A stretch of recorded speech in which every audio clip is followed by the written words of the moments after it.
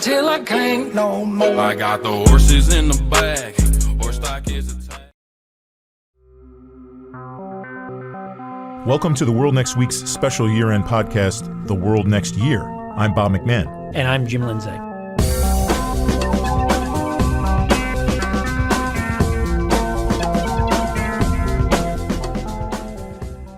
This year, Jim and I are delighted to welcome back Paul Stairs to the forecast of the world next year with us. Paul is the General John W. Vesey Senior Fellow for Conflict Prevention and the Director of the Center for Preventive Action here at CFR. Paul, it's great to have you back. Thanks for having me, guys. It's always great to be on your show. Paul, let's talk about what you've been up to. Every year since 2008, the Council's Center for Preventive Action has conducted a preventive priority survey to identify top conflict prevention priorities for the United States in the year ahead. Can you tell us a little bit more about the PPS, the Preventive Priority Survey, and maybe what the findings are from this year's survey? Sure, Jim. I'd be happy to. So, as you say, every year for the last 12 years, we've been polling American foreign policy experts to get a sense of which ongoing or potential conflicts worry them the most for the coming year. And essentially, we give each a list of 30 potential crises or conflicts around the world, and we ask them to rank them in terms of their likelihood and potential impact on U.S. interests. And then we sort of pull them all together and put them into different levels of relative priority on the basic premise that not all potential crises are equally important, and we should focus on those that are really the most pressing concerns. So what are the main takeaways this year? So there are really two things you're interested in. The likelihood the crisis is going to occur, and if it were to occur, how big an impact it would have on U.S. national interests. Exactly right. And it's a classic geopolitical risk assessment approach. And these are all conflicts that would involve force and violence as opposed to an economic crisis. Exactly. Okay. Exactly. We're mainly interested in discrete geopolitical events rather than economic crises or environmental or pandemics.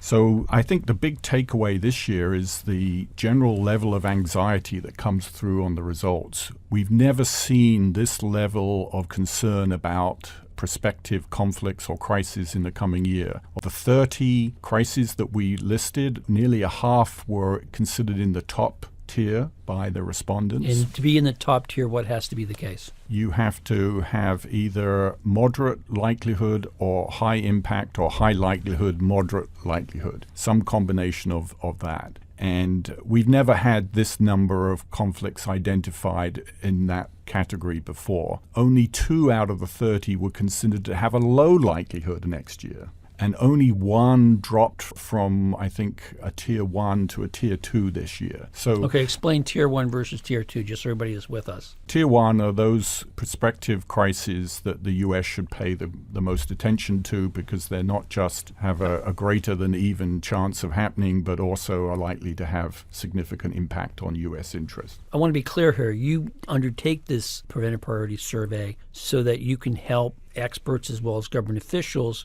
get a sense of what significant crises are out there looming so you can begin to prepare or take steps to prevent, correct? Exactly right. The idea is to focus attention, given that we have limited time and resources, on those potential conflicts that matter the most to the United States, rather than being distracted and dispersed in many different ways. So take us through Tier 1 a little bit, Paul. So highest rated concern this year is a potential highly disruptive cyber attack on the United States or a U.S. ally. What's interesting was that this is the second year this has actually been ranked the highest concern for the coming year. This year we specifically mentioned that critical infrastructure included electoral systems, and I think respondents clearly picked up on that. And given that this is an election year and they have, memories are still fresh of what happened in 2016, and so I think there's broad apprehension about potential cyber attacks on the U.S. And we've seen it in various cities in the country this year. I think in Baltimore, in parts of Texas, that have all come under attack. A close second was, and this is surprising, was a mass casualty terrorist attack against the U.S. And it's remarkable, just 18 years after 9/11, there is still this high level of concern about a potential terrorist attack on the U.S. And I can only imagine it has something to do with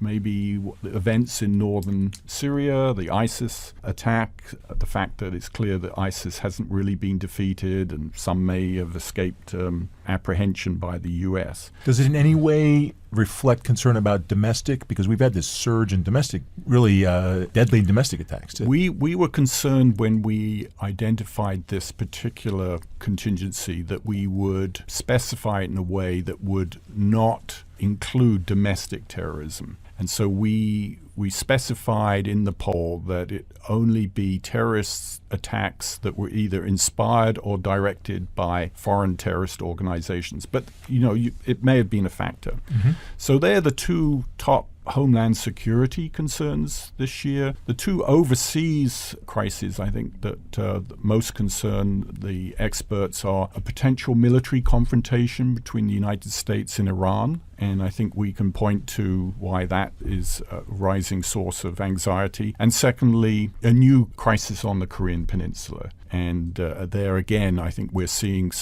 worrying signs that we could be in another major crisis. What are the worrying signs that you're seeing? North Korean leadership have made it clear that they want to see progress in the discussions that have taken place between North Korea and the United States about easing sanctions. They put President Trump on notice that if there's been no real progress by January 1st, that then they will take measures in response. They've ominously talked about a Christmas gift for President Trump, and it's up to President Trump to decide what kind of gift he gets. Well, because they once before talked about a July 4th gift, and that was, I believe, a nuclear test. That's right. So there have been worrying signs from various facilities in North Korea that they might be readying for a long-range missile test, which is particularly worrisome for the U.S. if it's indeed a missile. Why is that particularly worrisome? Because most of the testing that's been taken place by the North Koreans has been short or medium range, which is significant and worrisome in its own right because it can reach allies in the region. But a missile that can reach the continental U.S. and Hawaii and Alaska is extremely concerning because obviously... But I thought they demonstrated that capability back in November of 2017 because Kim gave a speech about having completed the state nuclear force. So they have conducted some preliminary tests, but I think the general consensus is that they haven't developed an operational capability, one where so they put would a payload on a missile and be able to make it go. and that they would have confidence that, frankly, if they wanted to launch an attack against the U.S., that they would have confidence that it will all work. There's also another possibility, is talking of the top concern already mentioned, that North Korea might conduct some kind of cyber interference in the United States. They've been doing this for some time now. They've been very effective in ransomware, and they're garnering huge amounts of money illicitly from... You may want to explain ransomware for people who aren't up on their latest cybersecurity. So ransomware is when you're essentially blackmailed over the internet. You receive an email or a demand, and often it's accompanied with an attack on your systems that locks your email or your business communications, and they say, we will only free it up or unlock it if you hand over a lot of money. And frankly, a lot of people do this. A lot of cities and towns, smaller cities and towns, have been victims of this around the country because they don't have the kind of cybersecurity procedures in place to present essentially having your stuff taken hostage. That's right, and it's been happening with increasing frequency. The North Koreans are very good at it. They're very good at disguising the fact that they are doing it too, and they will often use servers outside of North Korea and route their attacks through other servers. That's what they call the attribution problem in cybersecurity. I think that was there when they attacked the Hollywood studio that was putting out a film. Sony, I think, was the victim. It was Sony, yeah. That was their so procedure. We can't dismiss that might also be another source of intimidation toward the U.S. And we should note on North Korean front, as we're taping this podcast, I think U.S. envoy Steve Biegun has returned sort of empty-handed from a trip in the region. And also this past week, Russia and China have suddenly proposed in the Security Council to ease up sanctions on North Korea, but also sort of floating the idea of resuming these six-party talks, so maybe firing up another mechanism for diplomacy. It all seems kind of dubious at this point, though. Yes, so I don't think there are many people who feel confident that North Korea will ever seriously denuclearize. I think most experts think the best that we can get is some kind of cap on further nuclear testing, and particularly testing of long-range ballistic missiles. And that's probably the best we can get. But we're not seeing even any progress toward that at the moment. So, Paul, you've just depressed me. You've talked about sort of the things at the top of your set of priorities going into 2020. But you've been doing this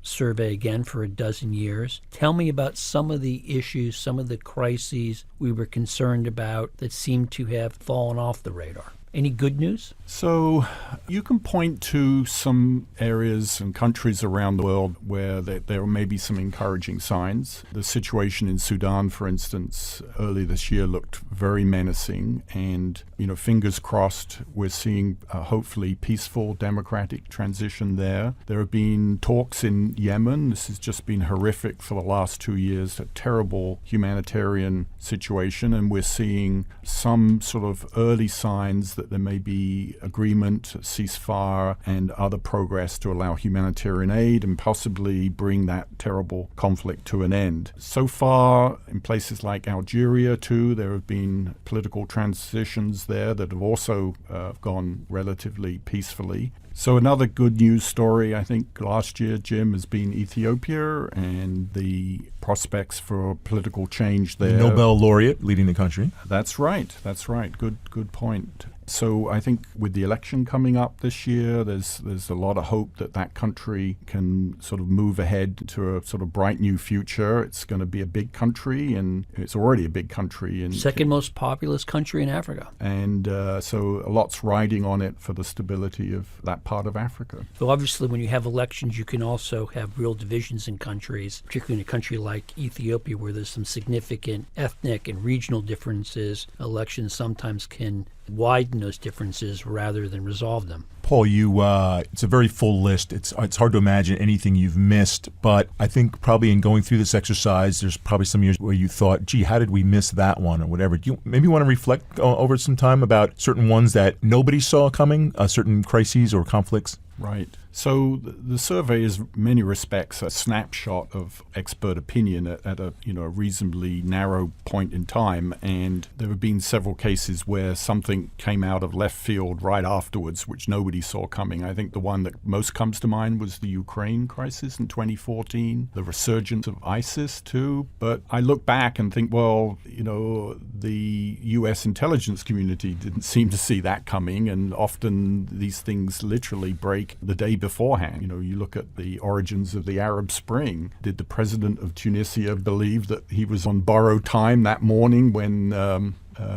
Bouazizi set himself on fire? Yeah, so, you can't hold us to a higher standard than I think is really reasonable. So I would say they're probably some of the main ones that we didn't catch in the past. But we've also, at the same time, I think, done a good job in seeing how trends are moving and how potential conflicts, if you look at the ones we had when we discussed this last year, I think all of them have pretty much worsened in the way that was identified in last year's survey. Well, I want to note that a big part of the reason for doing this survey is to identify problem areas so people can begin to think about how to take steps to prevent them from becoming conflicts, in some sense become a self-denying prophecy. Right. It's a heck of a lot more efficacious to do that than to deal with the aftermath. Onto prevention is worth a pound to cure. But I'm just curious, Paul, just sort of for you as someone doing this for a very long time, as you look out in the world right now, your own sort of personal preventive priority survey, what would you say is that one issue out there where you think isn't getting a lot of attention now, but could be the wild card? Well, I think you always have to be worried about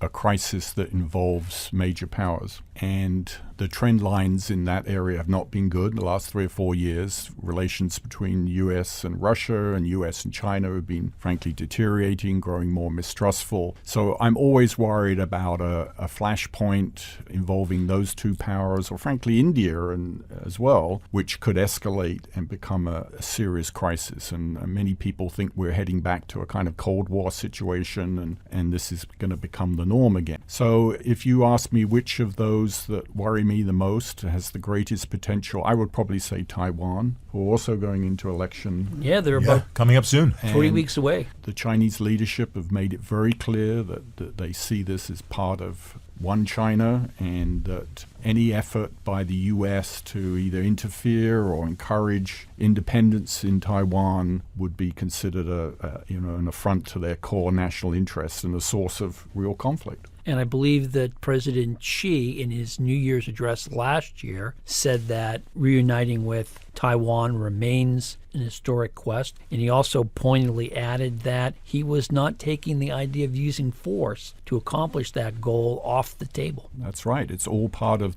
what he calls the China dream. And that's why I think the situation in Hong Kong is so sensitive to him, and why that the resolution of that issue is Well, the interesting thing about Hong Kong is it has made many Taiwanese, even those who want warmer relations with Beijing, much more skeptical of China. They don't want to be under the boot of the gentleman running China. I would say another area that concerns me is the situation in Kashmir. Again, that has the potential to escalate into a nuclear confrontation between India and Pakistan. There have been developments over the last year which are also somewhat worrisome. The leader of India, Mr. Modi, clearly has a very nationalistic vision for the future of India, and I think that also is something that we should be watching. Yeah. Unfortunately, that's a conflict in which I'm not sure we have much leverage to move the parties one way or the other. We certainly have some, and China also has some through Pakistan, its relationship with Pakistan. And to say that we don't have any influence, I think, is an understatement. We should use whatever political, economic,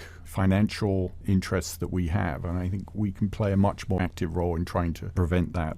Okay, Bob, enough from me. Let's shift to you. Can you talk a bit about an issue that you've been watching and that we should all continue to follow in the year to come? Sure, Paul. It's a sort of a perennial one, but I'm going to do it again because it bears repeating, and that is climate change. It's now sort of a bit of a grim ritual this time of year anywhere in the world, but in the U.S. in particular, to sort of take stock of what happened the previous year with climate. And I'll just kind of run down a few figures for this past year just to kind of, again, note what's happening. 2019 ends the warmest decade on record, according to global weather authorities. This year is on course to be the second or third warmest year on record, according, again, to those same authorities, particularly the World Meteorological Organization. If you just look at the U.S., it's the fifth year in a row with at least 10 weather disasters that racked up $1 billion or more in damage. Last year, we had, take your pick, record-breaking rains, something that's now entering parlance known as bomb cyclones, epic fires. You have an Australian summer right now that's setting records for a place that is used to, the wildfire season, and records in terms of the level of heat, which is just kind of even off the charts even for Australia. Also, the fires, the photos that are coming out of Australia are quite something. And there was one period where in the United States, in mid to late May, you had 190 tornadoes recorded during an extended period of extreme weather. So extreme weather has been tied to climate. The global authorities who measure these things, and I'm thinking particularly of UN agencies, sort of chart also the amount of carbon being produced. It is a rising level of carbon emissions, concentrations of carbon dioxide in the atmosphere at record levels. I can go on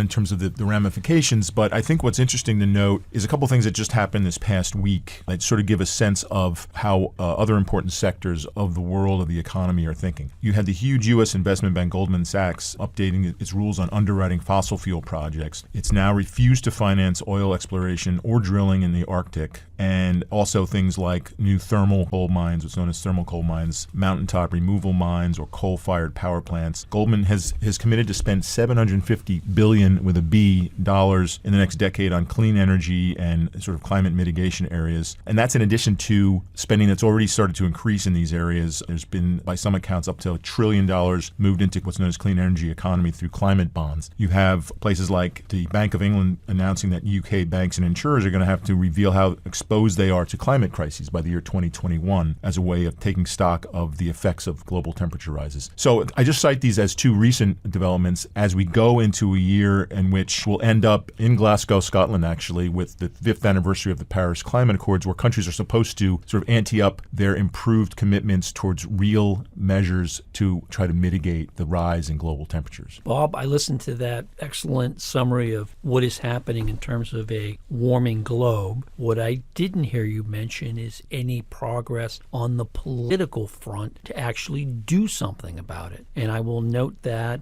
in 2019, we saw the United States formally begin the process of withdrawing from the Paris Climate Accord, obviously widely criticized by many of the other countries that are parties to Paris. But I also note that most of the parties of the Paris Climate Agreement haven't done what they pledged to do under the agreement, that is, reduce their emission of heat-trapping gases, of which carbon dioxide may be the most common or most important, but not the sole one. And I will note we just wrapped up a big summit meeting a week or so ago in Madrid, and as best I can tell, there was a lot of talk, not much delivery. Yeah, Jim, it's a really good point. This sort of rising dissonance between, I think, public angst personified by a teenager from Sweden, I should note, who was Times Person of the Year, Greta Thunberg, and what's happening in governments. And it's both the governments that have been outspoken in their commitment to fossil fuels, whether it's the United States or Australia, which I mentioned before. They were a bit of a spoiler, the Australian government, at the Madrid talks as well, about coming up with some sort of vigorous action plan. But it is also the countries that are supposed to be avowed sort of mitigators, or countries that are committed to taking action to reduce emissions. It'll be interesting to see, you have a group of new leaders coming into the European Union who have spoken about, have been speaking for months before taking office about this being the period now when Europe is going to get serious about taking steps on climate. European Union has to take steps that are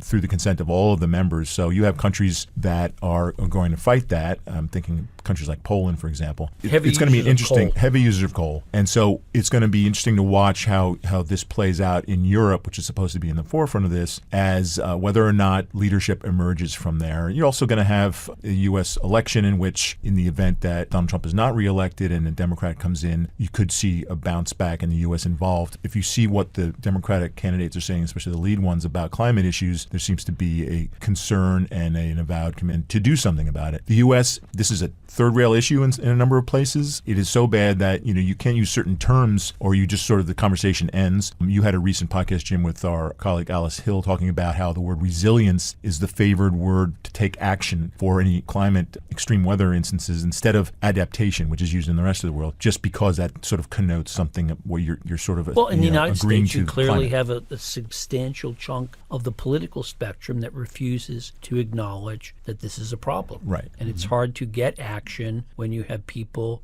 steadfastly denying there's a problem. Right. So but I want to ask you a question, which is really about the conflict angle of climate. Right. Because for years there's been a lot of talk that as climate changes, rainfall changes, which means your ability to grow crops can change. Diseases that once didn't exist now exist. Are we actually seeing that translate into additional conflict around the world? So for a long time, people who studied conflict and potential crises, they acknowledged the potential role of environment as a triggering or an accelerant or a real critical source of instability. But while not being deniers about it, they were pretty dismissive, frankly, of it, because there wasn't any compelling evidence to show how environmental factors had really precipitated conflict. That's changing, and I think there's now greater appreciation, and there are some early signs.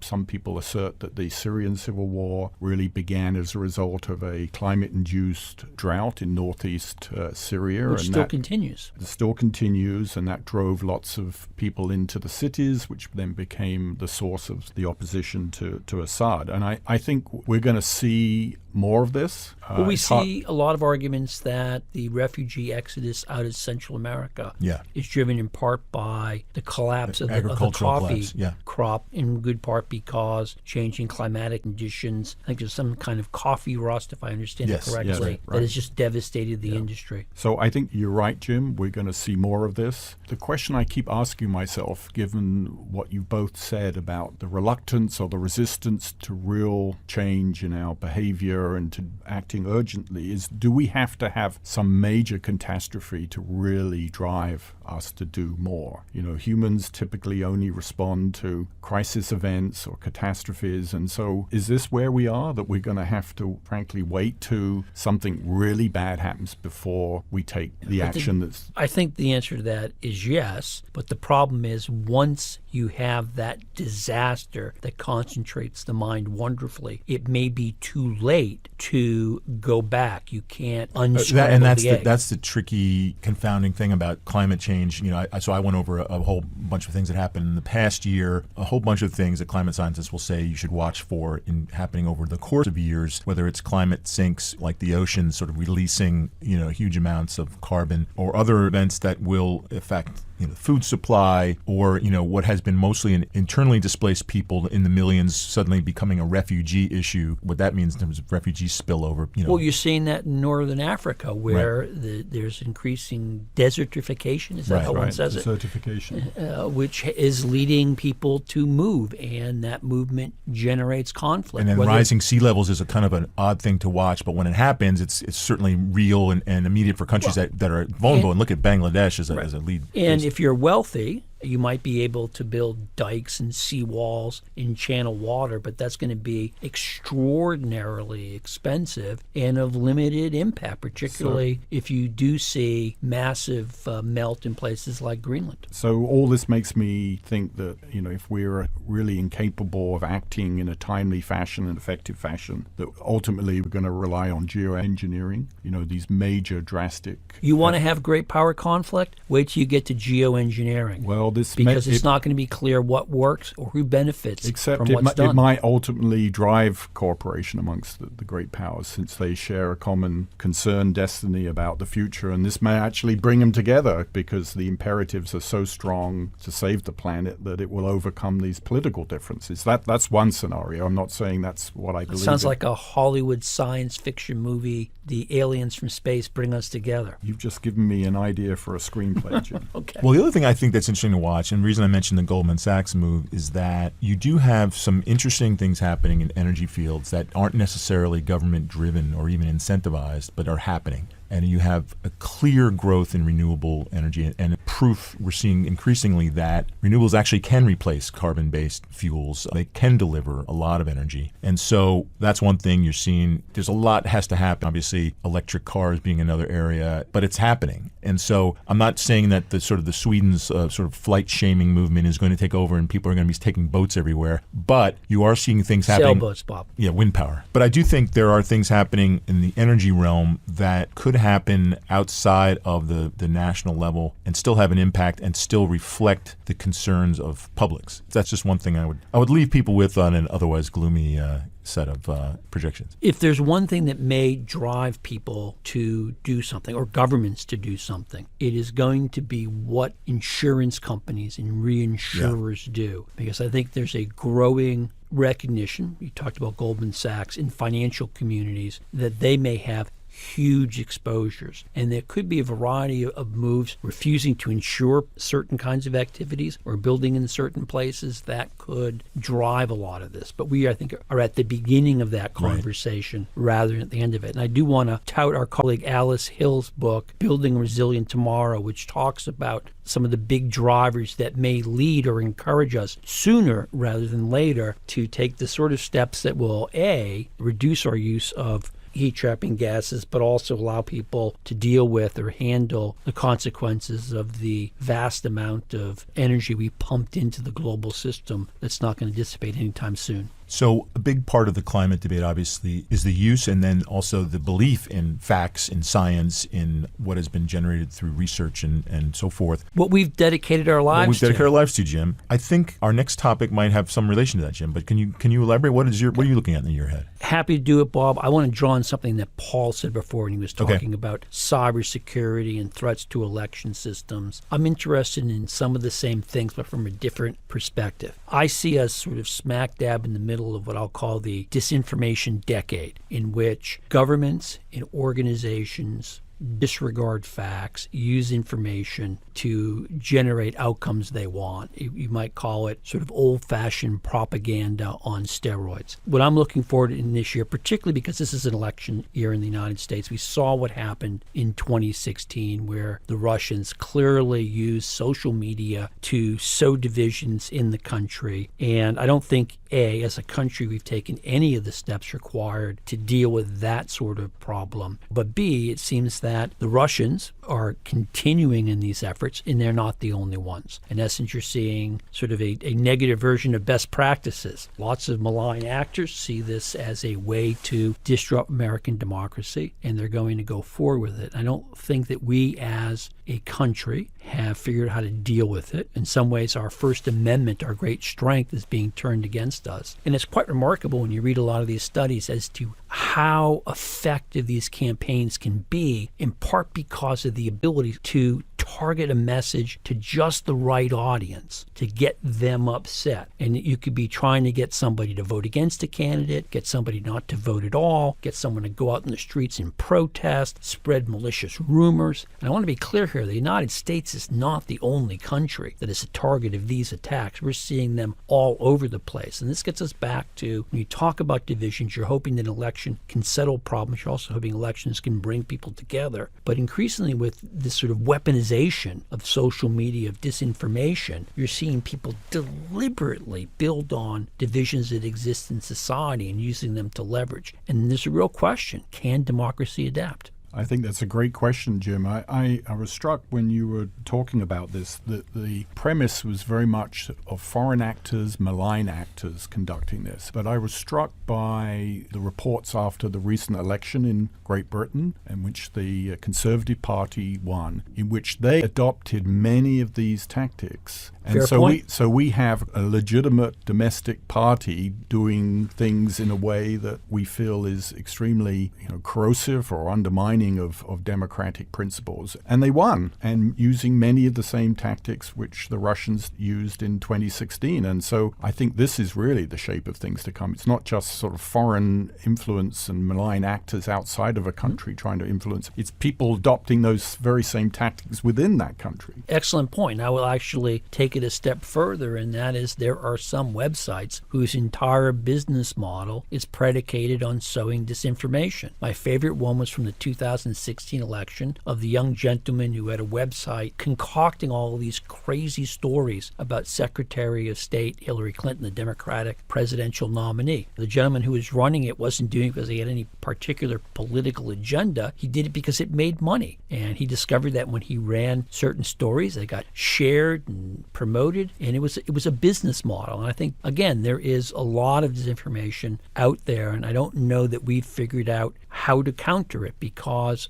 so many of these campaigns are so sophisticated in terms of telling people what they want to hear or how to inflame their passions, and people react. Appeals more to the passionate side of our humanity rather than the side that is capable of rational thought and reason. No, it's a really good point about business model, Jim, and I would just take that and expand it into the business model of the major social media companies, which by and large are mostly American and mostly Silicon Valley based. And it has been really difficult for them to get a handle on this. There is a number of signs that they are suitably alarmed at the moment, and there's also a great deal of work being done by journalist organizations, think tanks, and other places looking at how information is disseminated, the extent to which these platforms have a chance to control it or not. So we're talking about Facebook, which, for example, the way in which Facebook would induce people to share information and stay on the site and click through and so forth was manipulated expertly by outsiders, by non-Americans. It was sort of breathtaking in the way they used it to spin spin up conspiracies and to spin up what seemed like credible, rumors and so forth. But also, with the use of Google algorithms or YouTube algorithms, you're starting to see these platforms self-police a little bit, but it becomes, again, back to your democratic question, Jim, will democracies be able to actually enforce some stricter rules that make these platforms better gatekeepers of information and not contribute to the problem? Can you see that we will develop some new normative framework, new rules, or some kind of watchdog organization will be established to use the word police this activity? I can see some prospects of that within countries, but whether we can reach some understanding or rules of the road, if you will, between countries to prevent this from happening, I'm not sure about It's that. been tough in terms of, just to use one example, is the effort to combat, hate crimes, for example, where you have a number of European countries willing to go farther than the United States, where sort of the legacy of free speech protections and so forth has also created some restraints. But it is a problem that everybody's dealing with, because you're seeing mass shooters, live streaming their crimes, for example. And there's a whole sort of host of issues obviously involved there, ranging from gun control to free speech and everything else. It becomes a sort of fundamental question about what societies, how they prioritize their values and protections and so forth. I think a big challenge is that disinformation can come at you from lots of different angles, from lots of different actors with different motives. And just in this conversation, we've talked about foreign governments who are looking to divide societies. We've also talked about domestic political parties looking to gain advantage by finding ways to make their opponents seem beyond the pale so people will vote for them. We also have people doing it to make money. And so it's not clear on the sort of supply side of this problem, disinformation, how you really cap it. That takes you back to the demand side, or maybe we'll call it the gullibility side. How do you get it so that people don't lock themselves in an echo chamber, hearing the same messages over and over? Or how do you get it so that people are a more educated, informational consumer? And I think the challenge is, of course, for all people, not just people who are low information voters, as the political strategists like to say, is that one of the reasons these disinformation campaigns or propaganda campaigns can be so effective is because they play on what you already think to be true. And so they take you a little bit further down the road. And all of us, whether you're from left, right, center, whatever, we have a tendency to not be as skeptical about our own beliefs as we are about beliefs we don't agree with. So when we see something that we are geared to think is poppycock, we think it's poppycock. We don't even sort of bat an eye about it. But if we hear information that confirms our worldview, we tend to seize on it and not really put it through is this real information, or is somebody trying to play me here? And I don't know how you get all of us to sort of take that extra step to say, is what I think to be true in fact true? I think you're getting at something which partly goes to the heart of what journalism is today as well, Jim. And it's something that's going through course structures in journalism schools, but also media watchdog groups. It used to be the mainstream media, for the most part, were sort of setting the agenda in terms of, let's just take newspapers, what they were putting on their front page, what they were prioritizing, but then also the balance in which they covered things. And even there were many cases of people who didn't agree with their hometown newspaper, but had to read it because, by and large, they trusted there was news in there. Right. There were opinion pages where other opinions could, this is the model at least, there was supposed to be a diversity of opinions on the opinion page. The news was supposed to be more sacrosanct, and what's happened is the lowering of esteem of mainstream media in a lot of cases.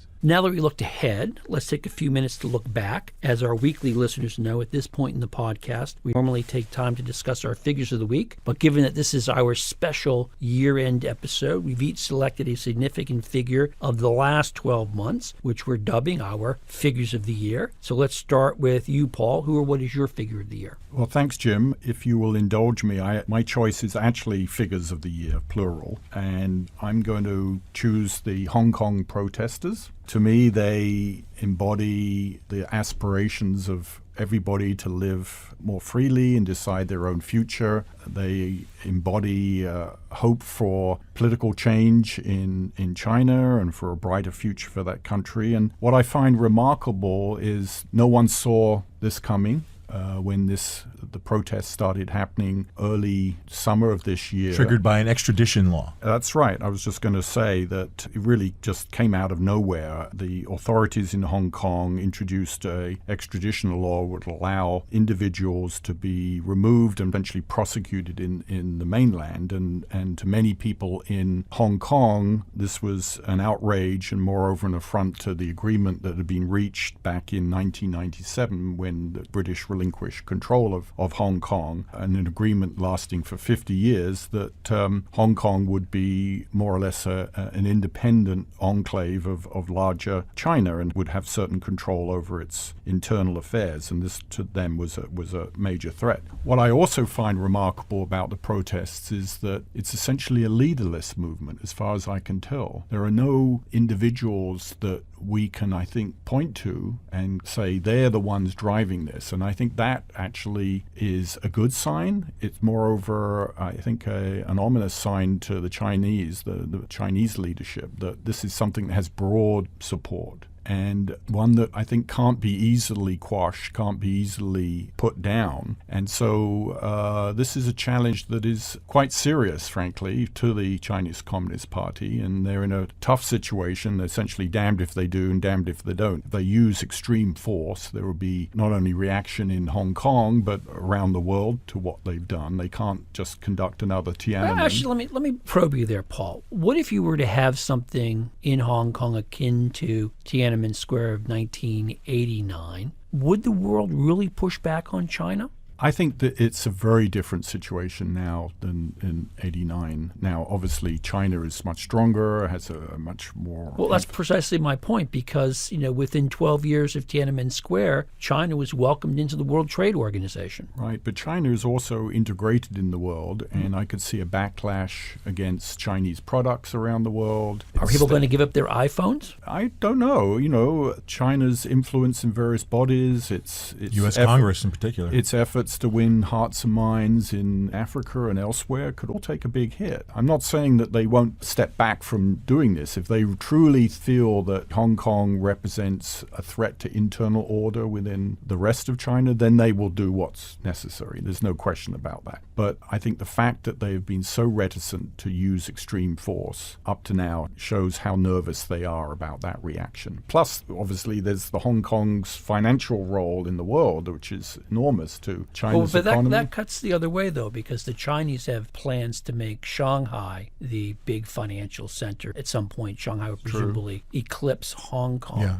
And President Xi was in Macau, I think today or yesterday. It was a thinly veiled effort to show that, we can bolster Macau's future, too. I think the interesting question with Hong Kong is whether the Chinese adopt a strategy that is between tolerating and crushing, and whether they can find a more sophisticated avenue to defang that criticism. And I don't know, but I think it's interesting to watch. Yeah, and I think it's worth noting what they've been willing to do in Xinjiang, where, predominantly Muslim province, big one. And this is the Uyghur issue. This is the Uyghur issue, where they have basically locked away, by some estimates, up to 2 million people in what they call training centers or some such euphemism, but they are seen as re-education camps. It is scary and barbaric, and even half the reports are true that are coming out of there. And also their willingness to use artificial intelligence, but also just basically commit what some people are calling cultural genocide against the entire population to bring them to bay, what they see as a threat. And so it's caused a great deal of pause. It certainly caught the attention of Hong Kong. But also, it's interesting to see the global reaction. How many Muslim countries have spoken out against that? Very few. You had a world famous soccer player, speak out against it and face the wrath of China recently. Or the NBA, where you had one tweet by one executive, right? One executive, and the Chinese made it very clear. And it goes back to your point, Paul, about globalization. When you're interconnected, the pressure can go both ways. And the Chinese are saying, if you interfere with what we consider to be our internal affairs, we're not going to allow your sports teams to appear on TV, and that's a lot of money to the NBA or the English Premier League. Likewise, maybe we don't have to buy Iowa soybeans or Boeing jets, and I think the Chinese have made it very clear they're going to play that card, and they're going to be very disciplined in doing it in a way that I think a lot of democracies have trouble responding to. So what about you, Bob? Who or what is your figure of the year? So it's a number, and like you, I'm going to take liberties, and like you, I'm going to seize on a phenomenon of the past year. So Hong Kong being one of the global phenomenon of mass protest movements. So the figure I've chosen is 1968, which I would say was the last year in which you'd had this level and this scale of major, potentially consequential protests taking place. And I gave up counting the number of major protests, and by that I mean more than 10,000 or so people taking part. And so I chose 1968 just as a sort of epical moment because you had 20 plus major protests taking place from Lebanon to Chile, Haiti, Bolivia, and obviously Hong Kong as well. All of them of a piece, while being quite different in their own respective ways, but showing that people at the end of the day were moved to take the issue into their own hands, take the grievance into their own hands. Was it a increase in subway fares? Was it attacks on their favorite smartphone app? Was it some other form of corruption or maybe electoral fraud or whatever? It didn't matter. They were out in force in the streets, and they were getting some results. And so it still remains to be seen what's going to happen in a number of places. Will Bolivia move on in a sort of disciplined way, create an electorally sound approach to succession of the Evo Morales government, for example? Will Chile take steps to truly address their problems of inequality and create a more distributive form of their economic model? Will Lebanon overcome its crazy but so far workable sort of sectarian mix of sharing government power and come up with a way of governance that starts with collecting the trash, say, and a whole other host of other things? It's going to be very interesting to see. I would just say, though, it was just staggering the number of these protests that spawn and continue. And so you mentioned India earlier. India, who knows where that's going to lead to next, but the citizenship law there has clearly aroused a number of people. So my figures would be the masses in the streets, but, the year 1968 as well. Jim, well, I'm so glad that we're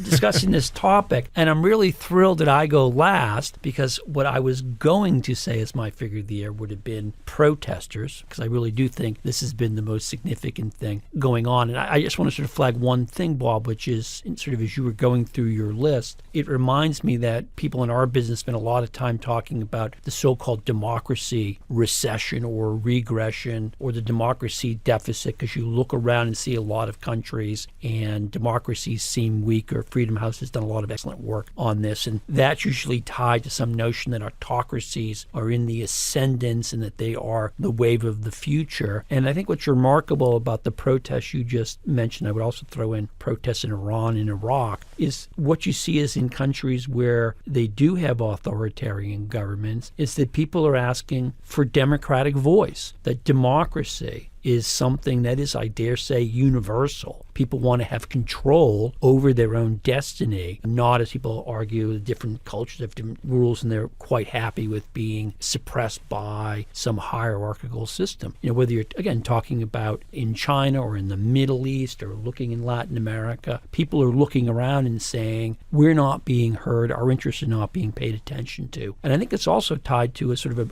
another big thing in international politics, where actually two things: global inequality and corruption. And that's, I think, one of the common themes you're seeing in a lot of these protests is that people are looking around and saying, government is not working for us. And that's what government's supposed to do. And that vast inequalities have developed where, in essence, some people get it all and other people are left with sort of the crumbs. And I think that's a really dynamic process going on. That doesn't mean you'll necessarily get democracy resulting from it. You could just get chaos, anarchy, and the rest. But I think it is something well worth keeping an eye on, and maybe a reason to check sort of the pessimism that people have about democracy's future, that in, I think, in very important ways, people want to have a say in what happens to them. Again, citing something Paul mentioned before, another one really important to watch is Sudan. So people didn't see that coming. It's a dictator of 30 years or so, being ushered away basically, and now there's, incredible photos of him, in handcuffs, and I think he was just sentenced as well. There is a test case. The Sudanese seem to be so far trying to work this out amongst themselves in terms of a transitional leadership, giving way to a fully democratic country, which would be extraordinary for that. A gigantic country, sort of at the nexus of a lot of the problems of Africa, could be creating some win for change. Fair point. I should tell our listeners that we did not huddle before this podcast and compare This is quite figures of the year. evident. We surprised each other with the choice, but I think it is, for myself, it was also an opportunity to maybe try to provide a little bit of sense of maybe hope or opportunity in a time when, the outlook's pretty grim. Yeah, I do think there's a lot of hope and opportunity out there. To me, it was a close call between those figures who had been involved in the early days of the impeachment inquiry in the U.S., who had shown just remarkable moral courage and responsibility, frankly, and in giving testimony on the Hill, and not just the whistleblower, but many people who've served in government, served honorably, who, despite a lot of intimidation, a lot of pressure, still did the right thing, frankly. And I think they should get a shout out here as well. We should know we're taping this on the day after the House voted to impeach President Trump, third president in the U.S. impeached, case that will go to the Senate, and he's expected to be acquitted in the Senate, which is Republican-led. But still, and that'll be a storyline that obviously helps to dominate the year ahead as well. I will also note that today is the anniversary of the House of Representatives voting to impeach William Jefferson Clinton, the second American president to be impeached. And again, thus far, no American president has been removed by the U.S. Senate after being impeached. Well, that's our look at the world next year. We're taking some time off for the holidays, but we'll be back with a new episode of The World Next Week early in 2020. Please subscribe to The World Next Week on Apple Podcasts, Spotify, or wherever you get your podcasts. And leave us a review while you're at it. They help us get noticed. Please note that opinions expressed in The World Next Week are solely those of the hosts or our guests, not of CFR, which takes no institutional positions. Today's program was produced by Zoe Collis with senior producer Jeremy Sherlock. Zoe also did double duty as our recording engineer. Thank you, Zoe. Special thanks go out to Eleanor Estreich, Megan Geckel, and Anna Shortridge for their assistance. Our theme music is provided by Miguel Herrero and licensed under Creative Commons. And thanks again, Paul, for coming on the show. Always a pleasure, Jim and Bob. Always enjoyable time of the year to talk with you guys about what's happened in the year and what's looking ahead. This is Jim Lindsay saying goodbye and happy holidays. And this is Bob McMahon saying so long and Happy New Year.